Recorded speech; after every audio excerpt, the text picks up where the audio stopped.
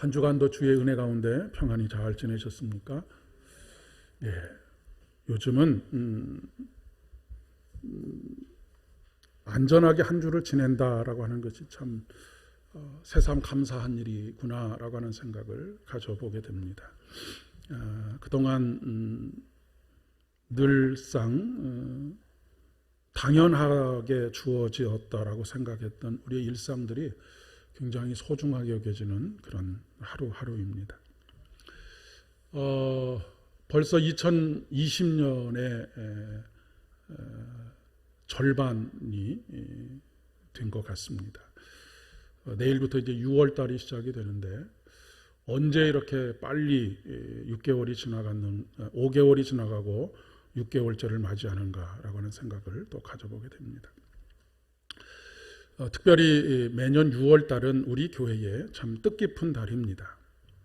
6월 셋째 주가 우리 교회의 교회 창립 기념 주일이 있기 때문에 그렇습니다. 특별히 올해는 더욱더 뜻깊은 이유가 우리 교회가 하나님께서 은혜를 주셔서 이곳에 세워진 지 반백년, 50년이 되는 그런 해이기 때문에 더욱더 의미가 있는 것 같습니다. 50년의 세월 동안 성령 하나님으로 말미암아 세우시고 또 지켜주시고 여기까지 인도해 주신 하나님의 은혜가 얼마나 크고 놀라운지 모르겠습니다. 그 하나님의 은혜에 감사와 찬양을 올려드립니다. 아직 교회 창립주일은 3주나 남았는데 왜 교회 창립에 대해서 미리 이야기를 하는가라고 의아롭게 생각하실 수 있겠지만 오늘이 특별히 성령 강림주일이기 때문에 그렇습니다. 교회는 성령께서 이 땅에 임하시면서부터 교회가 시작이 되었습니다. 그래서 성령 강림주일에 다시 우리 교회를 세우신 하나님의 뜻, 그리고 여기까지 인도하신 하나님의 사랑, 그리고 앞으로 또다시 우리가 걸어가야 할 50년을 상상하고 또 소망하면서 성령 강림주일을 지냈으면 좋겠다라고 하는 생각으로 오늘 성령 강림주일을 맞이해서 이 말씀을 드리게 된 것입니다. 대내외적인 상황이 국가적으로나 교회적으로나 결코 만만치 않은 그런 상황 속에 있습니다. 특별히 힘들고 어려운 상황 속에서 코로나19를 인하여서 전 세계가 지금 굉장히 큰 환난 가운데, 고난 가운데 있기 때문에 더더욱이 그렇고요. 그리고 또 이 코로나19를 통해서 교회가 예배를 위해서 더 이상 적극적으로 모일 수 없고 조심해야 하는 그런 상황이 벌어지게 되어서 굉장한 위기감을 조금 느끼고 있습니다. 그런데 그럼에도 불구하고 기독교 역사를 통해서 보게 되면 그 고난의 현장, 위기의 현장 속에서 언제나 성령 하나님께서 그 모든 것들을 극복하게 하시고 소망으로 이끄시고 마침내 승리케 하셨던 것을 기억하면서 오늘 다시 그 성령 하나님을 의지해서 힘을 내보게 됩니다. 다시 꿈꾸고 기대해야 할 공동체, 교회는 무엇일까? 그것은 바로 성령 공동체라고 한마디로 요약할 수 있을 것 같습니다. 성령 하나님께서 시작하시고 보존하시고 유지하지 않으시는 교회라고 하는 것은 생각할 수도 없고 존재할 수도 없기 때문에 그렇습니다. 교회가 교회다움을 잃어버리게 된 것은 바로 성령 하나님의 임재를 경험하지 못하면서부터이다라고 이야기할 수 있겠습니다. 우리가 하나님의 자녀로서 하나님께서 우리에게 성령께서 내주하시는 거룩한 전으로서 그렇게 살아가라고 말씀하셨는데 그렇게 살지 못하는 이유도 바로 성령 하나님과 함께 동행하지 못하는 삶을 살기 때문이다라고 이야기할 수밖에 없습니다. 왜냐하면 처음 사람을 만드시고 흙으로 사람을 만드시고 그 코에 생기를 불어 넣으실 때까지 그것은 흙에서 와서 흙으로 돌아가는 그저 먼지에 불과한 것이었는데 그 코에 생기를 불어넣으심으로 생명이 된 것과 마찬가지입니다. 오늘날도 우리가 진정 교회다운 교회, 그리스도인다운 그리스도인이 되기 위해서는 우리 코에 생기를 불어넣어 주시는, 생명의 영을 불어넣으시는 성령의 교회, 성령의 전이 되지 않고서는 우리가 다운 삶을, 그리스도인다운 삶, 교회의 교회다움을 잃어버린 그런 교회로 전락할 수밖에 없기 때문에 그렇습니다. 그렇기 때문에 다시 우리가 교회를 생각하면서 점검해야 할 것은 오직 한 가지입니다. 우리 안에 성령이 임하셔서 내주하고 계시고 그 성령으로 말하고 그 성령의 인도하심 가운데 우리가 행동하고 있는가라고 하는 것을 점검해야 하겠다라고 하는 것이죠. 물론 사회를 유지하고 교회를 유지해 가는 데에는 이런 것도 필요하고 저런 것도 필요합니다. 하지만 이런 것 저런 것 필요한 모든 것은 사실은 곁가지에 불과한 것이고 가장 중요한 것, 그리고 오직 유일하게 한 가지를 선택하라고 한다면 그것은 성령의 감동하심, 성령의 임재하심이라고 그렇게 이야기할 수 있겠습니다. 우리가 성령 강림을 이야기할 때 가장 먼저 우리 머릿속에 떠오르는 하나의 단어가 있다고 한다면 그것은 방언이 아닐까 싶습니다. 일부 교단에서는 마치 성령 세례를 받은 가장 중요한 그 증거가 방언이라고 가르치기도 했고, 실질적으로 많은 그리스도인들이 방언을 하지 못하면 성령 세례를 받지 못했거나 성령 충만을 받지 못했다라고 그렇게 오해하기도 했었습니다. 그러나 전혀 그렇지 않다라고 하는 것이죠. 성령의 은사 가운데 방언의 은사는 오늘 고린도전서 12장에 있는 것처럼 여러 가지 은사들 중에 한 가지입니다. 그리고 하나님께서 우리에게 은사를 주시는 것은 그 사람의 필요에 따라서 은사를 주는 것이지 모든 사람에게 동일하게 이 은사는 모든 사람이 다 가져야 된다라고 그렇게 말씀하지 않으십니다. 하나님께서 우리를 하나님께서 맡기시는 사명을 감당하는데 꼭 필요한 은사들을 허락해 주시는데, 특별히 이 성령의 은사들 가운데 오늘 12장의 마무리를 통해서 성경이 말하는 것은 이 모든 은사들 가운데 가장 사모해야 할 은사는 바로 사랑의 은사라고 그렇게 말씀하시면서, 이 사랑의 은사를 말씀하시는 그 말씀이 고린도전서 13장으로 넘어가면서 사랑장이라고 일컬어지는 바로 사랑의 은사에 대한 예찬을 노래하고 있는 것을 우리가 볼 수 있기 때문에 그렇습니다. 성령께서 우리에게 주시는 은사는 모든 은사가 귀한 것입니다. 왜냐하면 성령께서 주신 것이기 때문에 그렇습니다. 우리에게 주어진 모든 것들이 얼마나 가치가 있느냐, 의미가 있느냐 하는 것을 판단하는 것은 그것을 주신 분이 누구이냐라고 하는 것이 중요합니다. 여러분, 우리가 꽃을 한 다발 받아도 그것을 아무나 준 꽃을 받는 것하고 내가 사랑하는 사람, 나를 사랑해 주는 사람에게 받는 것하고는 완전히 다른 것하고 같은 것입니다. 그리고 이 성령의 은사를 우리에게 주시는 이유는 우리의 신앙생활에 유익함을 주시기 위함이고, 우리가 사명을 감당하는 데 있어서 넉넉히 익어도 남음이 익도록 하시기 위해서 주시는 것이기 때문에 모든 것을 다 감사함으로 받으면 버릴 것이 없는 그런 하나님의 은혜라고 이야기할 수 있겠습니다. 특별히 오늘 사도행전 2장에서 그 제자들이 경험하고 있는 방언의 은사는 오늘날 우리들이 하고 있는 방언과는 본질적으로 다른 방언이라고 그렇게 이야기할 수 있습니다. 특별히 오늘 고린도 교회에서 하고 있는 방언은 지금 현대에 우리들이 하고 있는 방언과 같은 것인데, 이 사도행전 2장에 나오는 방언은 전혀 다른 방언입니다. 고린도 교회에서나 오늘날 우리 교회들에서 교회들에게 주어진 방언의 은사는 기도하는 사람이 그 방언의 내용이 무엇인지를 잘 알지 못합니다. 그렇지 않습니까? 방언으로 기도할 뿐이지, 그리고 그 방언으로 기도하는 것을 하나님께서 들으시고 그 기도에 응답하신다라고 하는 것을 고백할 뿐이지 우리가 그 뜻이 무엇인지를 알지는 못합니다. 그래서 고린도 교회에서는 어떻게 대중적으로 방언을 할 때 반드시 지켜야 될 원칙이 있었는데, 그 방언을 통역할 수 있는 통변의 은사가 있는 사람이 있을 때에만 대중적인 자리에서 방언으로 기도하도록 했고, 그렇지 않은 경우에는 방언 기도는 개인적으로 기도할 때만 기도하도록 했었던 것을 우리가 알 수가 있습니다.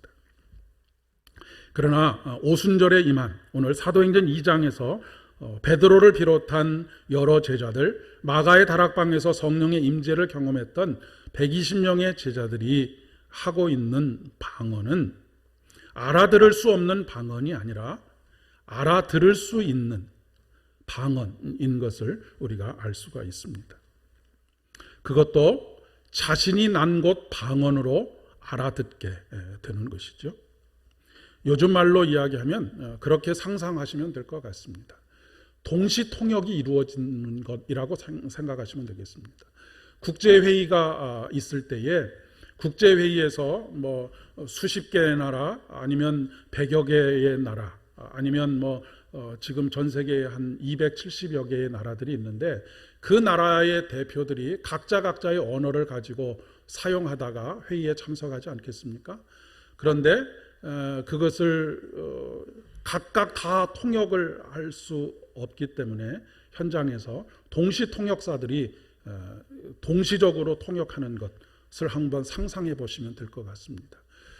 거기에서는 다 헤드폰을 끼고 있지만 이 성령의 능력 가운데서 오늘 지금 제자들이 경험하고 있는 것은 그런 과정이 없이 성령께서 각각의 나라에서 온 사람들, 오늘 사도행전 2장의 말씀에 보면 수많은 나라들에서 지금 온 사람들이 이 이야기를 듣고 있지 않습니까? 각자의 난 곳 방언으로 알아듣게 되는 것입니다. 왜 이런 현상들이 벌어지게 되었느냐면 수백 년 동안의 디아스포라, 그러니까 자기의 나라를 떠나서, 이스라엘을 떠나서 각지에, 유럽 각지에 흩어져서 아시아 각지에 흩어져서 살던 사람들이 지금 오순절을 맞이해서 예루살렘으로 모여든 그런 상황입니다. 그러니까 미국에서 올해 한 3대 4대를 살게 되면 모국어를 잃어버리는 경우들이 많이 있습니다. 그와 마찬가지인 것이죠. 수백 년의 시간이 흘러가면서 모국어를 잃어버린 사람들이 예루살렘에 모여서 베드로의 설교를 듣고 있는 가운데 이런 성령의 강력한 역사가 일어났던 것입니다. 이 오순절 다락방에 성령께서 임하신 이후에 행해진 방언은 특별한 상징이 숨겨져 있습니다. 어떤 상징이 숨겨져 있느냐면 이 대척점에 있는 사건이 창세기 11장에 나와 있는 바벨탑 사건입니다. 바벨탑이 세워지기 전에는 온 땅에 구음이 하나였다라고 그렇게 기록하고 있습니다. 구음이 하나였다라고 하는 것은 그 당시에는 언어가 하나밖에 없었다는 이야기고요.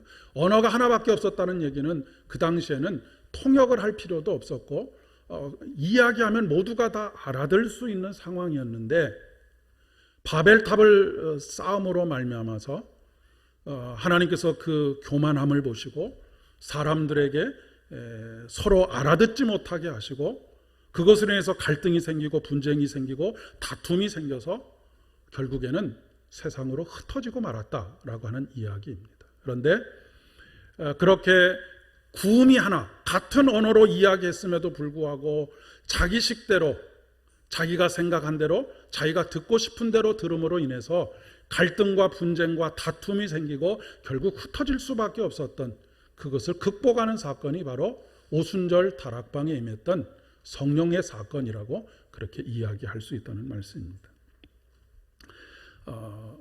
성경에서 바벨탑을 쌓았다라고 하는 것은 단순히 탑을 쌓았다라고 하는 의미이기보다는 도시화가 진행이 되었다라고 그렇게 이야기할 수 있습니다. 사람들이 도시로 몰려들게 된 이유는 가장 먼저는 안전함과 편리함과 그리고 여러 가지 무역의 편리성들, 이런 것들 때문에 도시로 모여들게 된 것이죠. 도시로 몰려들면서 사람과 사람들 사이에 다툼과 분쟁이 많이 생기게 되었습니다.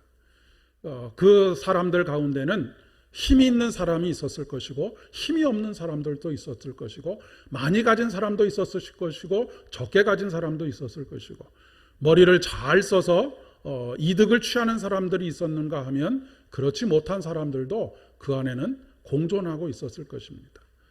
그런 가운데 계층이 생기고 권력을 가진 자와 권력을 가지지 못한 자, 많이 가진 자와 적게 가진 자들이 생기게 되었고 그 안에 끊임없는 갈등들이 생기게 되었을 것이다라고 하는 것을 어렵지 않게 짐작해 볼 수가 있겠습니다. 오늘날도 급격한 도시화가 이루어지고 있는 가운데 있습니다. 사실 인류 역사 속에서 지난 한 100년 가까운 시간 동안에 그동안 인류가 경험해 보지 못했던 급격한 도시화가 진행이 되었습니다. 그리고 지난 100년 동안, 그리고 우리나라의 경우에는 지난 한 50년 동안 급격한 도시화가 진행이 되면서 욕망이 그곳에서 분출이 되었고 그 욕망을 제어할 수 없는 그런 상황들에 우리가 직면하고 있습니다. 그래서 지금 도시화가 진행이 되면서 갈등이 폭발 지경에 놓여 있게 되었고 여러분 수많은 그 뉴스들을 통해서 그 갈등이 표출되고 힘 있는 자와 힘 없는 자 사이에서 벌어지는 갈등, 남자와 여자 사이에서 벌어지는 갈등, 여러 갈등들이 지금 표출되고 있는 것을 우리가 보고 있습니다. 사회만 그런 것이 아니라 교회도 마찬가지입니다. 교회도 사람들이 몰려들기 시작하면서 큰 교회가 되면 큰 교회가 가지고 있는 힘, 그리고 또 인간은 힘을 가지면 그 힘을 휘두르고 싶은 욕망을 가지게 됩니다. 그러면서 나타나게 된 갈등들, 이념적인 갈등들, 이런 것들이 우리 사회에 지금 팽배해져 있는 것을 보게 되지요. 그런데 이런 갈등에 그 기름을 붓는다고 할까요? 그 기름을 붓는 것과 같은 것이 바로 언어의 혼잡입니다. 그러니까 지금 우리 사회 속에서도 같은 언어를 가지고 이야기하고 있음에도 불구하고 서로가 듣고 싶은 것만 듣고 들어야 할 것들을 듣지 아니하고 하다 보니까 오해가 생기고 왜곡이 생기고 그것으로 인한 갈등과 분쟁이 그치지 않고 있는 우리 사회의 현상들을 보고 있기 때문에 그렇습니다. 하나의 언어로 이야기하는데 알아듣지 못하고 있는 것이죠. 그 얘기는 내가 말하고 있는 본심이 전해지지 않는다라고 하는 것입니다. 그리고 또 본래의 의미들이 전달되지 않는다라고 하는 그런 의미이겠죠. 그래서 사람들의 마음이 산산조각이 나고 있습니다. 함께 모여 있지만 각자가 다른 생각을 하고 있는 그런 우리 사회의 모습, 그리고 우리들의 모습 또한 보게 되는 것이죠. 저는 이번 코로나19 사태가 이런 도시화와 그리고 도시로 집중하는 현상들을 조금 약화시키지 않을까라고 하는 그런 생각을 해보고 있습니다. 인류가 오랜 세월 동안 도시화를 진행하지 못하고 지난 100년 동안의 급격한 도시화를 이룰 수밖에 없었던 이유가 전염병하고 아주 밀접한 관계가 있다라고 하는 이야기를 제가 드린 적이 있죠. 그래서 사실 지난 인류의 역사 100년 동안에 이렇게 급격한 도시화를 진행할 수 있었던 이유는 백신이 개발이 되었기 때문에 그렇습니다. 그런데 그 100년 전부터 많은 역사 속에서는 인간이 이 전염병을 피할 수 있는 오직 유일한 방법이 뭐였냐면 흩어져서 사는 것이었습니다. 도시로 모였다가도 흩어져서 자신의 안전을 유지할 수밖에 없는 그런 상황 속에 있게 되었던 것이죠. 그 유현준이라고 하는 그 건축가가 있는데요. 그 건축가가 그 정부에서 하고 있는 그런 그 미팅에 가서 하는 이야기들, 그리고 또 그 대담을 통해서 하는 이야기들을 들어보니까 앞으로 주거 형태에도 많은 변화들이 일어날 것이다 라고 그렇게 이야기들을 하고 있는 것을 볼 수 있었습니다. 그러니까 밀집된 주거 환경에서 이제는 조금 서로 떨어져 있는 주거 환경으로 바뀌게 될 것이다 라고 하는 이야기도 하고요. 그리고 뭐 돈이 있는 사람들의 이야기가 되겠습니다만은 주중에 며칠은 도시 안에서 일을 처리하고 그리고 한 2, 3일, 3, 4일은 전원으로 나가서 사람들과 떨어져서 살기를 원하는 그런 주거 형태가 될 것이다 라고 그렇게 이야기를 하는 것을 들을 수 있었습니다. 아파트에 사시는 여러분들도 빨리 아파트 파시고 가까운 곳에 땅을 사셔서 집을 지으시고 그렇게 지내시는 것도 하나의 방법이 되지 않을까 싶습니다. 우리 김포 인구가 지금 45만이라고 하는데 지금 부천이 가장 큰 어려움을 다시 당하고 있지 않습니까? 근데 제가 이렇게 자료들을 조금 조사를 해보니까 부천이 그렇게 될 수밖에 없는 지역적인 특성을 갖고 있더라고요. 그러니까 보통 한 도시가 전염병의 이런 창궐, 급속도로 확산되는 그런 도시의 조건이 뭐냐면 거의 한 100만 명 정도의 인구를 가지고 있어야 하는데 부천시가 한 83만 정도가 지금 되고 있고, 그리고 더 결정적인 이유는 부천시가 전국에서 인구 밀집도가 가장 높다고 합니다. 그러니까 좁은 땅에 많은 사람들이 모여 사는 그런 구조를 가지고 있기 때문에 그렇다라고 이야기를 하는 것입니다. 사회적으로도 이러한 현실 속에 있고 사회적인 이런 그 주거의 형태의 변화들은 분명히 교회에도 영향을 미치리라 그렇게 생각을 합니다. 그리고 지금 우리가 계속해서 사회적인 거리를 유지할 것을 종용받고 있고 그것이 우리의 안전을 지키는 어떻게 보면 유일한 방법이 되고 있는데, 이 사회적인 거리를 유지하면서 우리가 어떻게 공동체다운 공동체를 이루어갈 수 있겠는가라고 하는 것을 생각할 때에 오순절 다락방에 임하셨던 성령의 역사와 성령의 교통하심 가운데 우리를 다양함 속에 하나를 이루어 가시는, 물리적인 거리는 멀어질 수 있어도 우리의 영적인 거리, 심리적인 거리는 더욱더 가깝게 하나로 만드시는 성령의 역사가 우리 교회 가운데 있어야 하겠다라고 하는 것이고요. 그렇게 그 성령의 충만함 가운데 있는 사랑하는 그리스도인들이 세상 속에서 물리적인 거리 속에 있는 사람들에게 위로와 소망을 전할 수 있는 그런 교회로 세워져 갈 수 있기를 간절히 소망합니다. 특별히 이 오순절 다락방에 임하셨던 성령으로 말미암아서 각각의 언어를 사용하던 사람들이 하나의 언어로 알아듣게 되었다라고 하는 것입니다. 성령의 교통하심. 사실 인간관계 속에서 가장 큰 갈등이 무엇입니까? 서로를 오해하는 것이고 서로의 진심이 전달되지 않는 것이죠. 그런데 서로의 진심을 알아듣고 본래의 뜻이 왜곡되지 않을 수 있는 것은 오늘 사도행전 2장에 있는 말씀처럼 성령께서 말하게 하시는 대로 자기의 언어로 말하시면 되는 것이죠. 성령의 언어로 성령의 말하게 하심에 따라서 말하지 않고 자기 식대로 자기 생각대로 말하면 반드시 갈등과 분열이 생기게 되어져 있습니다. 그리고 마음이 산산조각이 나고 공동체 또한 산산조각이 날 수 있는 것이죠. 가깝게 우리가 우리의 가정을 한번 생각해 보실 수 있기를 바랍니다. 부부간에, 부모와 자식 간에 나의 힘든 것을 알아주지 않고 자기의 힘든 것만을 이야기한다라고 생각하고, 남편의 진심이, 아내의 진심이 전달되지 않고 자기식으로만 생각하고 오해하고 그것을 인해서 마음에 상처를 입고 한다면 가정의 화목이라고 하는 것은 유지하기가 어렵지 않겠습니까?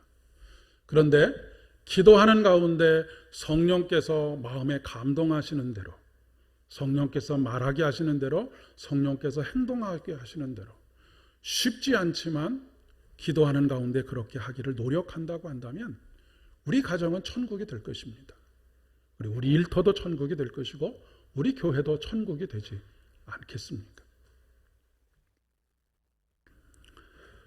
특별히 성령의 충만함을 받은 사람들은 예루살렘, 즉 성전에만 머물러 있지 않고 온 유대와 사마리아와 땅끝으로 흩어지고 있는 것을 보게 됩니다. 그런데 인간은 본능적으로 흩어지지 않으려고 합니다. 본능적으로 흩어지지 않으려고 했던 제자들, 예루살렘에만 머물러 있으려고 했던 제자들, 익숙함에만 머물러 있으려고 했던 제자들을 성령께서 흩으시는 사건이 있는데 그것이 바로 스데반의 순교의 사건입니다. 더 이상 예루살렘에 머물 수 없도록 만드셨던 사건. 코로나19 사태를 통해서 우리가 다시 한번 깊이 묵상해야 할 것이 바로 이것이 아닐까 싶습니다. 그동안 우리는 모이는 교회에만 집중해왔고 몰두해오지 않았는가 싶습니다. 그런데 하나님께서 이 사태를 통하여서 우리가 흩어지는 교회로서의 우리의 사명들에 대해서 다시 깨닫게 하시고 이 사회 속에서 교회에 교회된다라고 하는 것이 무엇인지를 다시 깨닫게 하시는 귀한 은혜를 베풀어 주셨다라고 그렇게 생각을 합니다. 참 이 시간들이 고통스럽고 힘든 시간들이지만 이 또한 감사함으로 받고 우리가 새롭게 교회의 교회됨을 회복할 수 있는 그런 기회로 삼는다고 한다면 전화위복의 기회가 되리라 그렇게 믿기 때문에 그렇습니다. 성령 공동체는 한 목소리만 내는 공동체가 아닙니다. 다 각자가 각자의 언어로 알아듣고 있는 것을 보게 됩니다.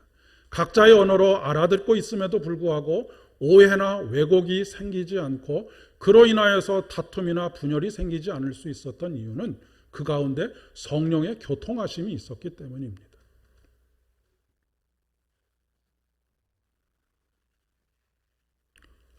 특별히 우리나라와 같은 경우에는 이 획일화의 문제가 굉장히 심각하지요.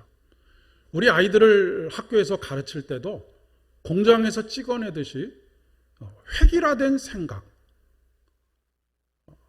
학교에서 원하는 인물의 상은 인격적이고 따뜻하고 이런 것들을 가르치지 않습니다. 목표는 오직 한 가지지요. 사회 속에서 어떤 직장을 가지고 그 직장에서 자신의 역할을 감당할 수 있는 이 사회의 부품과 같은 역할을 잘 감당할 수 있는 사람으로 만들어내는 것이 오늘날 학교 교육의 초점입니다. 그런데 우리 그리스도인들조차도 그런 것에 함몰되어서 그것을 따르고 그것에 집중하고 그것에 열광하는 삶을 산다고 한다면 교회가 이 사회에 어떤 희망을 던져줄 수 있겠습니까?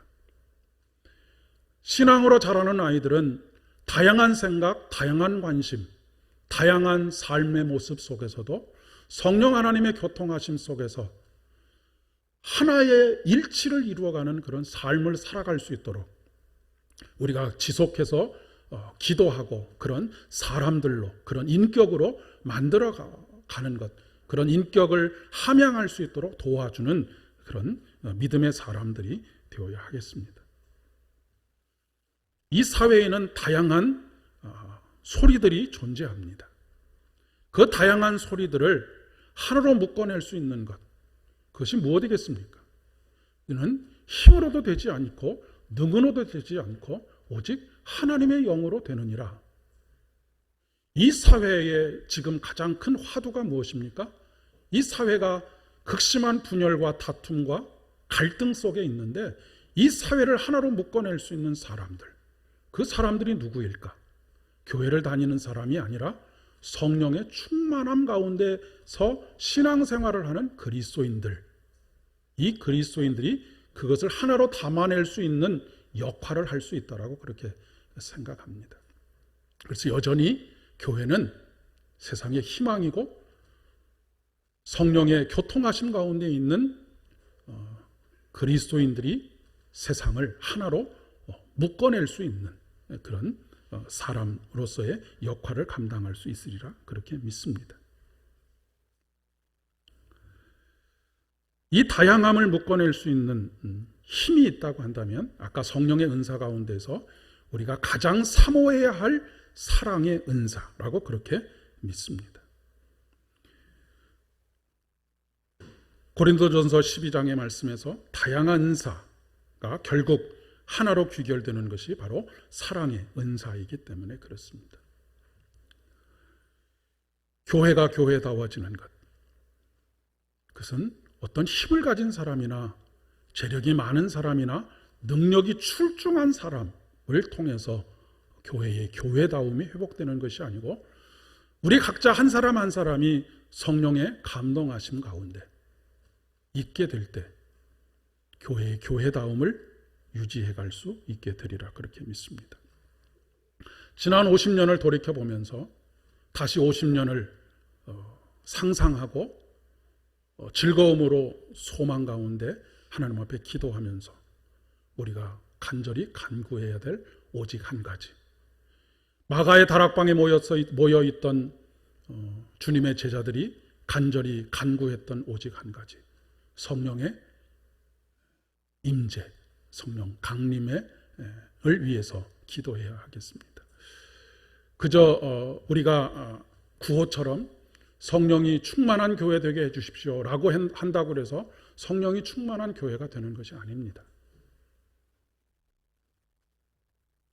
예루살렘을 떠나지 말고 약속하신 것을 기다리라 라고 말씀하신 것처럼 우리가 홀로 있을 때도 성령의 교통하심을 위해서 기도하고 두세 사람이 모이는 곳마다에서 성령의 교통하심을 위해서 간구하는 가장 중요한 터전이 가정이 되리라 그렇게 믿고요. 그리고 교회 안에서도 두세 사람이 모이는 곳마다 그리고 더 많은 사람들이 모여 있을 때마다 성령의 교통하심을 간구하는 가운데 그리스도인다운 그리스도인, 교회다운 교회를 꿈꾸고 하나님께서 이루어 가시는 그 교회를 성취해가는 저와 여러분 되실 수 있기를 진심으로 축복합니다. 함께 기도하겠습니다.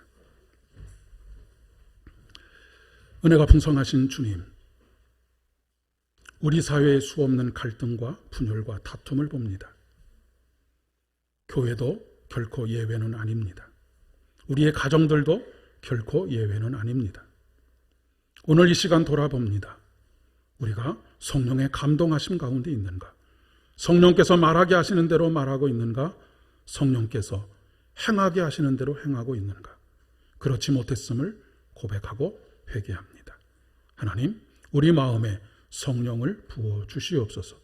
우리 마음 가운데 성령으로 임재하여 주시고 우리의 마음 깊은 곳에 내주하여 주셔서 우리의 갈 길을 밝히 알게 하시고 깨닫게 하시고 살게 하여 주시옵소서. 예수님의 이름으로 기도드립니다.